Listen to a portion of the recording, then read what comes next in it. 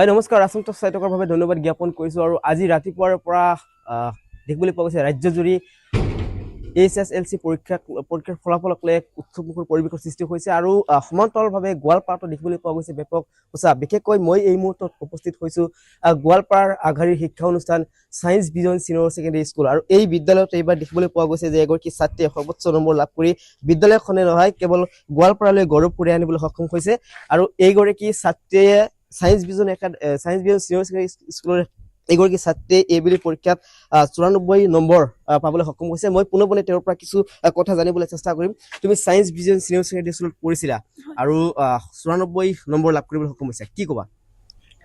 মই বহুতে আনন্দিত হৈছোঁ মোৰ সফলতাত। লগতে মোৰ পিতৃ মাতৃ শিক্ষক শিক্ষয়িত্ৰী সকলোকে ধন্যবাদ জ্ঞাপন কৰিছোঁ আৰু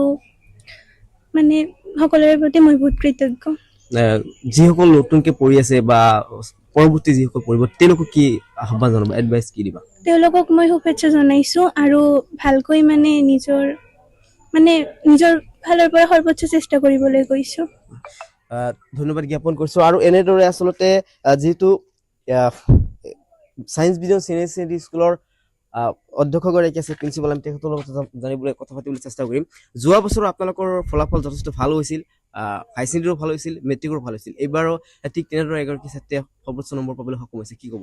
হয় নমস্কাৰ, মই পোনপ্ৰথমে আছাম টুচত ধন্যবাদ জনাইছোঁ। যোৱা বছৰত আমাৰ অল আছামত ফাৰ্ষ্ট ৰেংক পাইছিলোঁ হায়াৰ ছেকেণ্ডেৰী, 5th ৰেংক পাইছিলোঁ, 7th ৰেংক পাইছিলোঁ। যদিও 7th ৰেংকটো ৰিকগনাইজড নহয়, কাৰণ আছামত পাঁচটাহে ৰেংক দিয়ে এতিয়ালৈকে।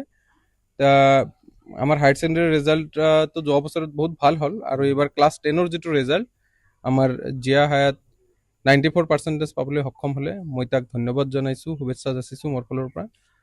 লগতে আমাৰ আৰু 24 ষ্টুডেণ্ট আছে, তাইক দি 24 ষ্টুডেণ্টৰ মাজত 22 ষ্টুডেণ্টে ফাৰ্ষ্ট ডিভিজন পাবলৈ সক্ষম হ'ল, যিটো আমাৰ কাৰণে এটা গ্ৰেট ছাকচেছ বুলি আমি ক'ব পাৰোঁ। আৰু বাকী যি দুজন আছে, বাকী দুজনে আমাৰ ছেকেণ্ড ডিভিজন পাবলৈ সক্ষম হ'ল। ডেট মিনছ আউট অফ 24 ষ্টুডেণ্টে পাছ কৰিলে, কিন্তু 22 ষ্টুডেণ্ট ফাৰ্ষ্ট ডিভিজন পাবলৈ সক্ষম হ'ল আৰু জিয়া হায়াতে 94% পাবলৈ সক্ষম হ'লে।